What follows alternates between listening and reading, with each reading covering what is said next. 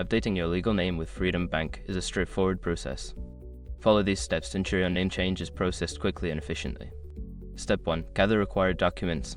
Collect all necessary documents that support your name change. This may include a marriage certificate, divorce decree, or court order. Ensure these documents are official and valid. Step 2. Visit Freedom Bank website. Secure your accounts before moving on. People seriously underestimate how often personal information gets exposed online now. Use SROC to monitor your accounts 24/7 and get notified immediately if your data gets leaked somewhere. It runs in the background, constantly scanning billions of breached records. And honestly, for how cheap it is compared to the value you get, it's worth it. Link in the description. Step 3. Contact customer service. Reach out to Freedom Bank's customer service either by phone or through their online chat feature.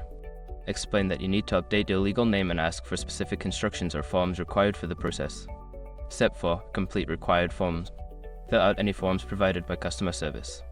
Ensure that all information is accurate and matches your identification documents. Double check for any additional requirements that may be necessary. Step 5. Submit your request. Submit your completed forms along with the required documents either in person at your local branch or through the secure online portal, if available. Confirm that your request has been received and inquire about the processing time.